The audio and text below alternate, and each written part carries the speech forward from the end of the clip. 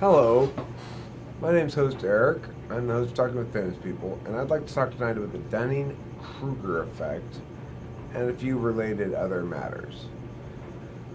So, the Dunning-Kruger effect basically shows that if you are very ignorant about something, you'll suffer what's known as illusory superiority and believe yourself to be much better at it than you really are.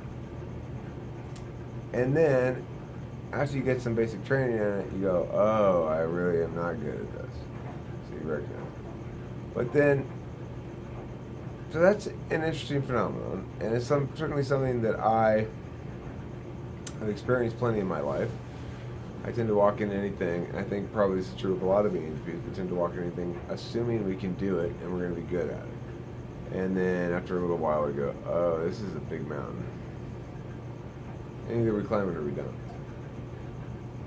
Usually we sort of don't think about it anymore and find ourselves gradually climbing it anyway, you know? Anyhow, the Dunning-Kruger effect is very useful because I remember when I was first starting to play music and I was in a band, I'm sure we were, I mean, I know we were, I've heard a couple recordings, in some ways quite terrible. But I was always excited about what we were doing whenever I was doing it, as I still am. And maybe 10 years from now, I'll think what I'm doing now is terrible. I don't know. But, I mean, I do like some of the stuff from way back when, but not, I mean, at the time, when you're a beginner, for me, it was important to think that what I was playing was cool, regardless of whether it actually was, you know, I guess, or good, or pleasing to hear, or something, I don't know.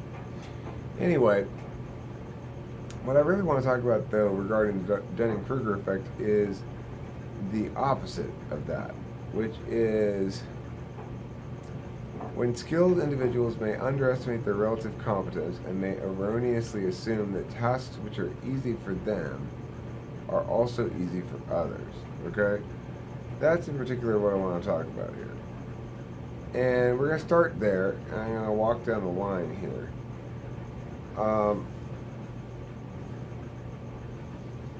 I think this is somewhat related to imposter syndrome, which is the next stop on this line.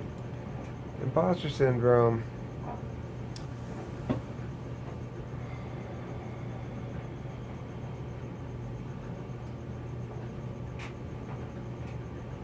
is a response experienced and sorry for the delay here. It basically says here, right, high achieving individuals marked by an inability to internalize their accomplishments and a persistent fear of being exposed to the fraud. I've talked to a few people who felt this. I would say I certainly went through periods of my life where I did. And it says here up to 70% of people go through periods of life when they feel this. And it's not a personality trait.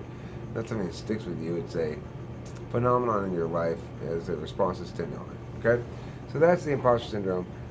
The Dunning-Kruger effect is the sort of assumed ability in the absence of any data whatsoever. And then the opposite of that, which is like the imposter effect sort of, but not really, is the reality that people who are highly skilled at something may underestimate their relative competence and may erroneously assume that tasks which are easy for them are also easy for others. It took me a long time to accept the reality that there were a lot of things that I thought were very straightforward, easy things that actually other people didn't find that way. And it's happened very recently. What do you mean? It took me a long time. I still haven't seemed to have gotten the hang of this. I made an INFJ video a little while ago, and I shared it with an INFJ friend, And he said, man, I couldn't understand what you were saying because it's so full of jargon, like T-I-F-E, whatever. So in that instance, of course, I'm assuming background knowledge. It's a little different, right? But I've experienced exactly what I'm talking about on multiple occasions before where, I'm a teacher, so I see it all the time. I see kids who acquire knowledge at different rates a lot. The reality is, if you get somebody to really give you their full focus, and you're hammering at them, and you're really just, push, pull, push, pull, push, pull, right? Say this. No, say it like this. Again. If you do that stuff, you can get it through to most just about anybody, whatever it is. But what I mean by assuming stuff is easy, or failing to recognize that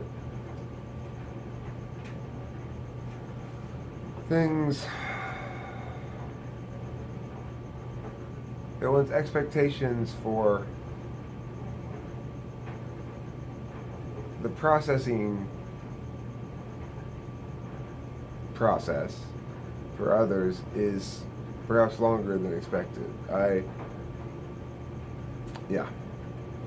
Now, here's the danger of thinking about this. All of a sudden, you're putting yourself in this category of highly competent, highly skilled individuals who are much more competent than their fellows. Alright, so let's go to the next step of this thing. Well, the next step of this is that it says the curse of knowledge is a cognitive bias that leads better informed parties to find it extremely difficult to think about problems from the perspective of lesser informed parties. So here I am watching all these YouTube videos for a while on personality, or watching some, not watching a ton of them actually. I'm not a huge consumer at the moment of anything. I'm kind of focusing my energy on production, I guess. Anyway, but I'm making a lot of videos on personality and stuff. When I made that INFJ video, I thought about it from the perspective of somebody who knew what the cognitive functions were, who already was comfortable using TI, FI, FE, whatever stuff. And it just wasn't the case. It made me stop and think I need to, when I'm going over those sort of cognitive function issues in general, pause and explain again, at the beginning at least. In case you are new to this, FE means blah, blah, blah, and I need to do that sort of stuff. So, anyway, that's the next step in this, is that it's not just a matter of being intelligent or being whatever. It's really a matter of being informed and expert in a given thing, in a given area, or, and then each of those kind of exists as its own thing, right? He's really good at repairing bikes. Definitely not me. He's also good at convincing people to buy cheese. I don't know. So, here's the problem with this whole line of thinking in general, though, that I was getting towards. I'm going to skip that one. Alright, so illusory superiority. It's a cognitive bias where individuals overestimate their own abilities and qualities relative to others. It's evident in a variety of areas, including intelligence, performance on tasks or tests, and the possession of desirable characteristics or personality traits. It is one of many positive illusions relating to the self, and is a phenomenon studied in social psychology. If I didn't already say it, I'm reading all this stuff from Wikipedia, by the way. So, I personally want to know, to the extent that if I'm believing I'm experiencing something akin to the opposite of the Dunning-Kruger effect, where I'm assuming that others find easy things that I find easy. Something along the lines of not quite the same as the curse of knowledge, but including the curse of knowledge. And is that perhaps just another example of illusory superiority? Am I trying to flatter myself in some fashion? Am I actually just very much in line with the average person? Well, I would say I'm very much in line probably with the average ENTP. I think real ENTPs are more rare than the stats say, I believe. I don't think the test is necessarily effective at identifying us. Unless we really are. I mean, if you are definitely an ENTP, if you're an ENTP of my style, then the test will identify you fine, and you'll go like, oh my god, there I am.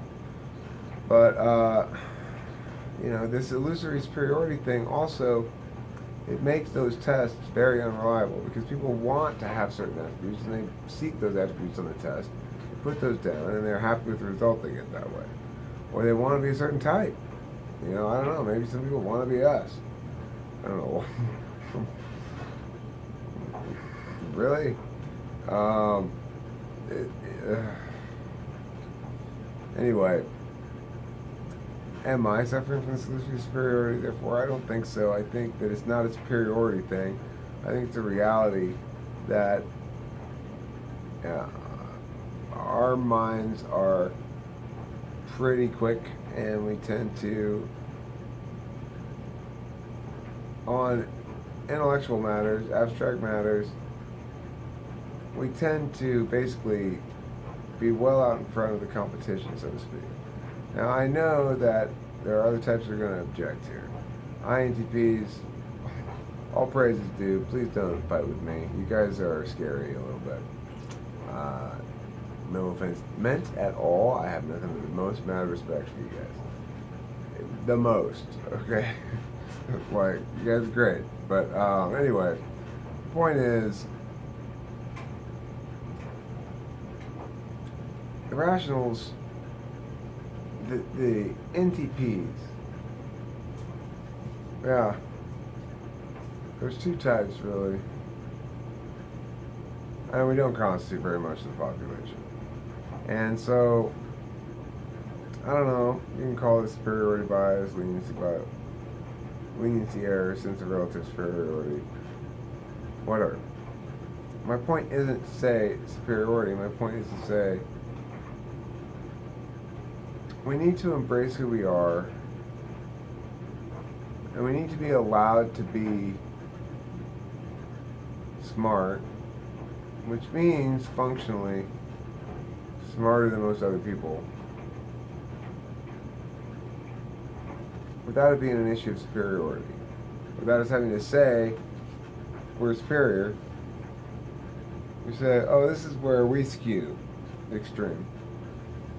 And everybody's going to skew somewhere on something, because otherwise what happens? You run the risk of the last step of this little video here, the step called Grandiose delusions.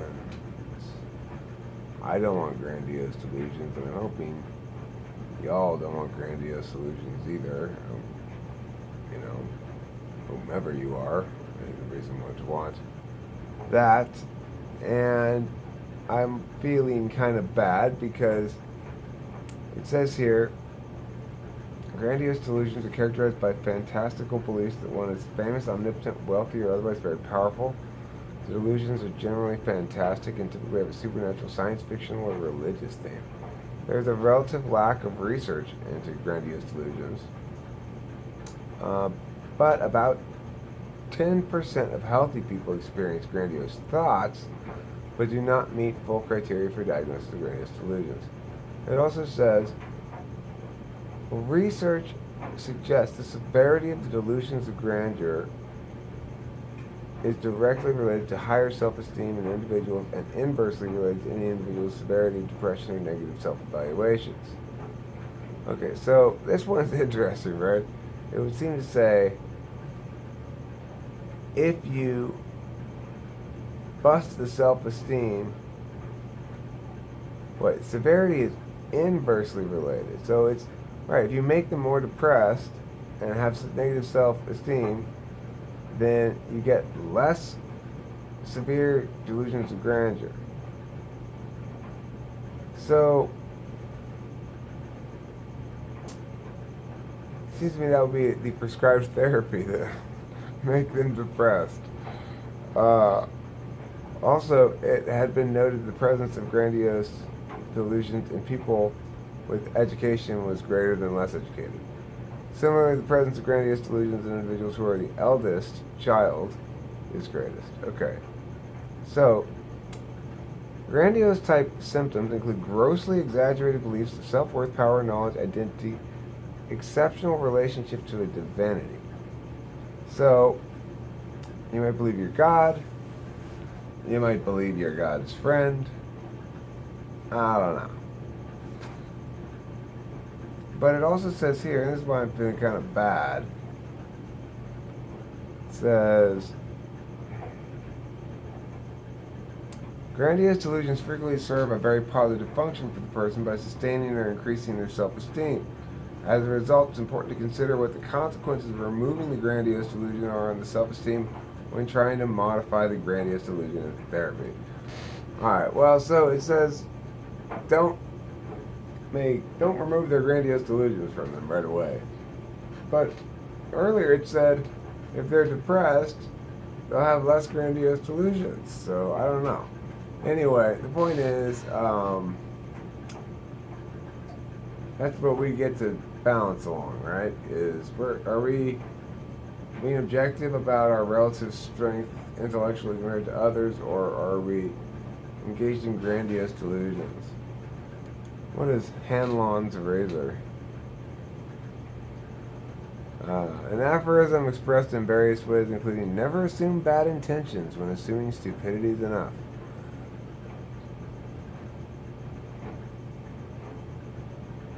Yeah. Okay, well, that's kind of a nice little aphorism. Okay, that's it for this video. I don't know if this one's going up or not. I'm gonna go to bed now.